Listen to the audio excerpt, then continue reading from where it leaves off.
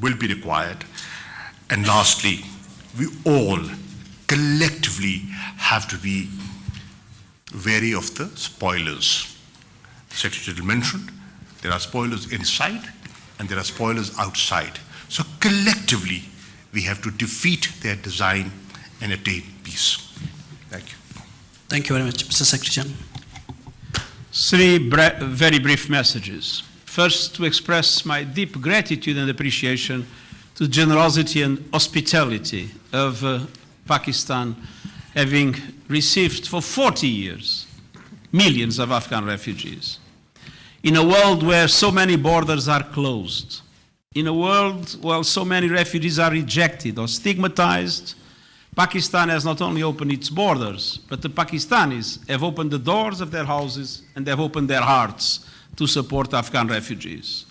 Pakistan has provided the world with a global public good supporting Afghan refugees, and it's time for the international community to assume its responsibilities and to support Pakistan very meaningfully in this generous hospitality towards Afghan refugees and support Afghan refugees in their obviously difficult situation.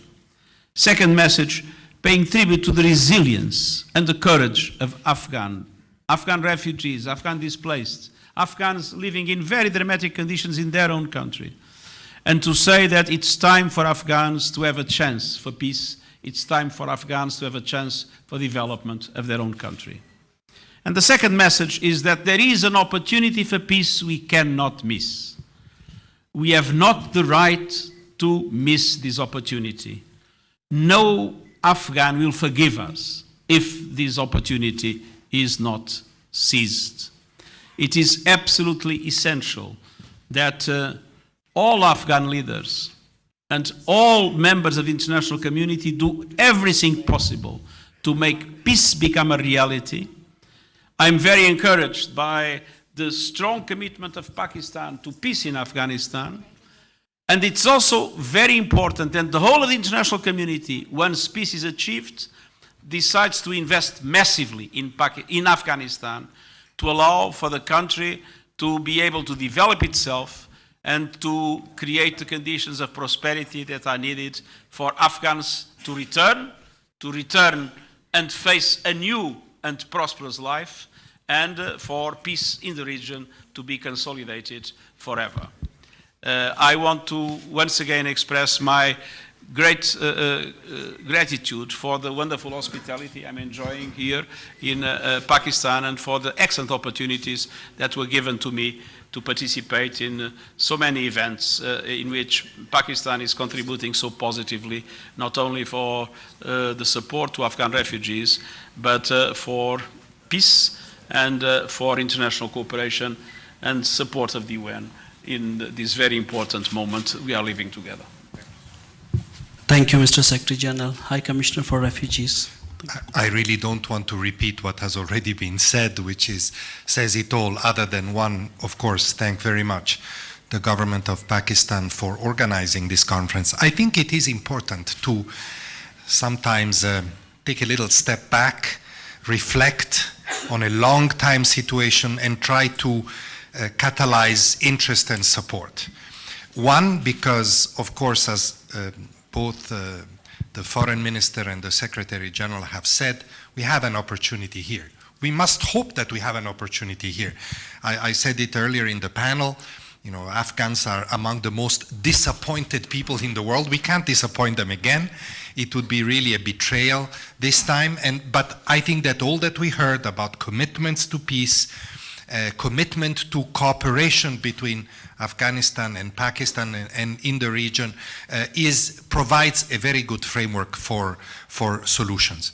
Just an additional practical element. In December, we organized a global refugee forum. Actually, Pakistan was one of the 5 convening countries together with UNHCR, and not by chance. It's because of its very important role in hosting Afghan refugees for 4 decades. At that conference, where Prime Minister Imran Khan was present, we launched a platform to rally more support for solutions for Afghan refugees. And I really would like to use this opportunity to send a message to donors in particular to provide support through that platform. We've had now for 8 years a solution strategy for Afghan refugees. As the Foreign Minister said, we are struggling to mobilize the resources necessary. Now it would be really contributing to failure if those resources were not mobilized. So the resources should be first and foremost to create conditions in Afghanistan for people to return, the roadmap that the Foreign Minister is talking about. But of course, we also need resources to continue to support Pakistan and Iran, by the way, in hosting still so many Afghan refugees. So a strong appeal to mobilize resources around this platform. Thank you. Thank you, Mr. High Commissioner. Thank you to everyone. We'll start taking questions. I'll ask you, please identify yourself, your organization, and try to stick to the topic. I may have to pass it to the next person if it's an irrelevant question. Can we get the mic there, please? Thank you. This is Mateen Haider representing GTV Network. Question is to Secretary General UN. Repatriation of Afghan refugees back to Afghanistan is linked with the peace and stability in Afghanistan. And our Foreign Minister has rightly talked about a roadmap. So question is, who will push forward the peace and reconciliation process? What role United Nations can play, although Ambassador Zalmay Khalilzad held many rounds of talks with Afghan Taliban, but we don't see any progress in the peace and reconciliation process. So peace is deeply linked with the repatriation of Afghan refugees. And if peace is not there, definitely it's not possible to send refugees back. And connected to this, Pakistan faces brunt of terrorism from across the border. So there are safe havens of the terrorists operating very easily on Afghan territory. What message, Excellency, you will give to Afghan leadership on this? Thank you. Well, first of all, as I mentioned in my intervention, the UN is ready to participate in any of the peace talks that will take place, and namely in the Afghan-led and Afghan-owned process of reconciliation. And those peace talks, of course, will need the assistance of different organizations. The UN is totally at the disposal of the Afghans and totally at the disposal of the other actors in order to participate in the peace process and to help to consolidate it. On the other hand, it is clear that peace among the key Afghan actors is an absolute must in order to fight terrorism effectively. Because it is in a context of conflict that terrorism can spread and terrorism can prevail. And so we believe that if peace is established, if all key actors of Afghanistan come together, then it will be possible to isolate terrorist groups, and it will be possible to have a meaningful international support in order to neutralize any terrorist activities in Afghanistan. And the UN Office of Counterterrorism is entirely at the disposal of Afghanistan to support that process. I'll just add just a line or two. You know, you asked about what role. The Secretary General has pointed out that their role is going to be a supportive role, and he's reiterated that. But the most important role has to be played by the Afghans themselves. What kind of a future do they want for themselves? Do they want to live in peace? As it was said, there is no military solution, and a political solution requires compromises. Are they willing to make those compromises?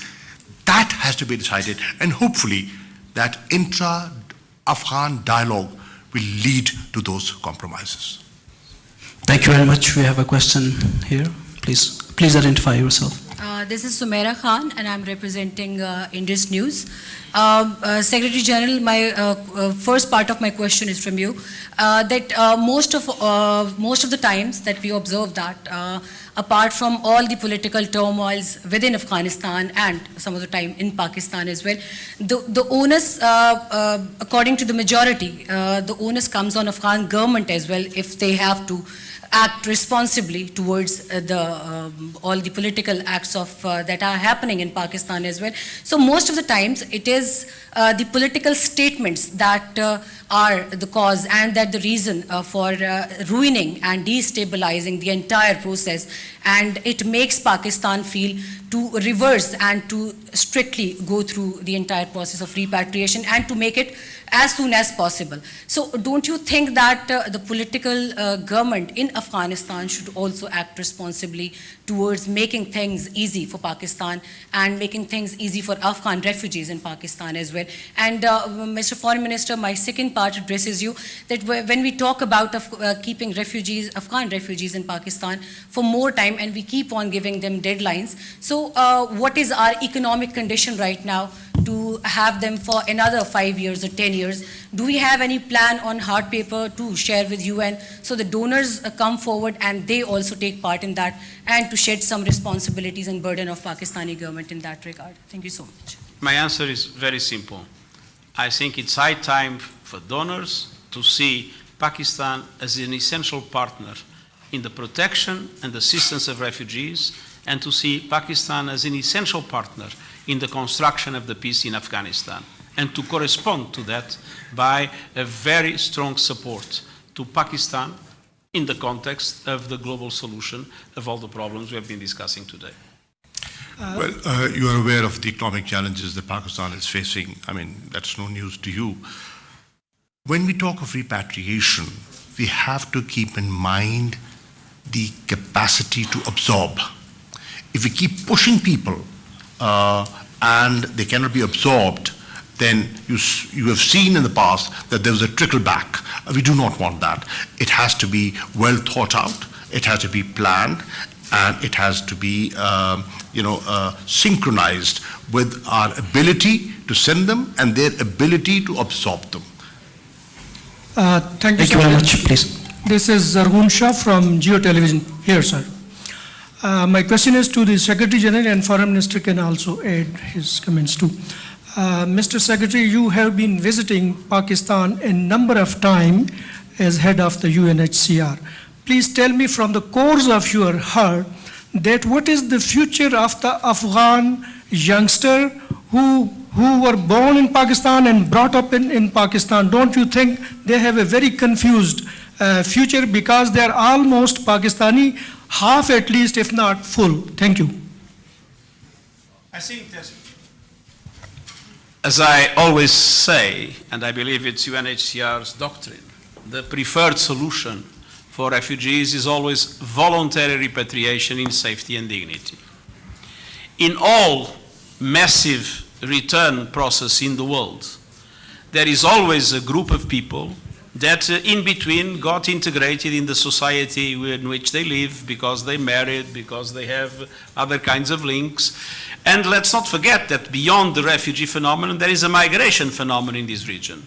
And I believe it will be very important for the governments of Pakistan, Iran, and Afghanistan also to establish a very meaningful cooperation in relation to migration in order to be able to address situations like the ones that you mentioned, not with the nature and character of refugee protection, but with the nature and character of the movements of population that take place everywhere in the world, but doing so in a way in which the cooperation among governments allow it to occur orderly and in a way that takes into account the interests of the people and the interests of the states involved.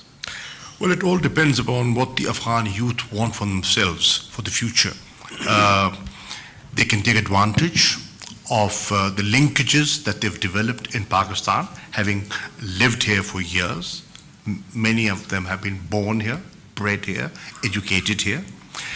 So take advantage of those linkages and partnerships and friendships that you've developed over the years and promote bilateral trade between Afghanistan and Pakistan.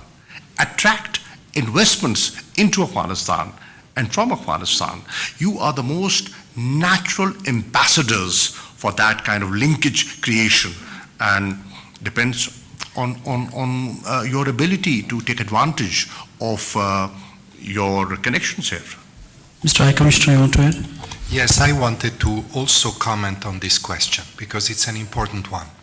You know, I was in Greece just couple of months ago. 37% of the people arriving in Greece to the sea are now Afghans. Most of them are Afghan young people, actually young men. So I think that those in Afghanistan that have the power to make peace in government, but also the Taliban, have a responsibility to send to those young people a message of confidence, saying you don't need to risk your lives being trafficked through deserts, through the sea, risking being rejected in Europe, because this is what unfortunately is happening, just because you don't have confidence in your future in Afghanistan. But for this, we cannot simply tell these people, as many do, stay back home because that's where you belong. You have to give them confidence that they have a future there. And confidence passes first through peace and security, and second, through opportunities. So there needs to be immediately after peace, if peace comes, there needs to be massive investment in economic opportunities, in infrastructure, in other areas of development that will provide a sense of confidence for people to return, but also for young people not to leave. Thank you. Please identify yourself and be brief. Thank you. Mr. Excellency, this is Zahid Malik, editor of the Daily Metro Watch. Today's topic is Refugee Summit, Islamabad, but the main focus is on the Afghan refugees. As a student of journalism, I have known that Pakistan have a rich history to host the refugees from 1947 from India to 1948 from Kashmir to till now. We are hosting a lot of refugees from the Kashmir. And in East Pakistan, we are also hosting. Why this part is missing? And one innocent question. Last year, in this month of February, India attacked on Pakistan and destroy our trees and innocent thirsty crow. Is UN going to take action against? Can I ask you to bring it back to subject? Action against the brutality, action against the environment, because UN is very silent when the humanity is dying in Kashmir. My question is that the trees and crow have no voice in the world. I had the opportunity yesterday in the press conference that was related essentially to those issues to fully respond to that question, and I will repeat the main principles. First main principle, every problem that exists in the world must be solved with diplomacy and dialogue. Every situation in which there is conflict must deserve de-escalation, and de-escalation both military and verbally. And as I said, my good offices are available, provided that all parties want to accept them. And third, in all these situations, it's absolutely essential that human rights and fundamental freedoms are fully respected. And that takes place there and everywhere in the world. My first part. Thank you very much. We'll move to the next one here. Yes. And we'll take after this the last one. Thank you. Go ahead. Thank you very much. Fida Hussain, Radio News Network. First of all, my question is to Mr. Foreign Minister, to you. Do Pakistan want to send back the Afghan refugees to their homeland? If yes, the message has been conveyed to Afghan authorities or Afghan government. And my second question is, Mr. General Secretary, now reportedly India has denied your mediation role. So what option left for you on Kashmir issue? Thank you very much. Well, mine is a very simple answer.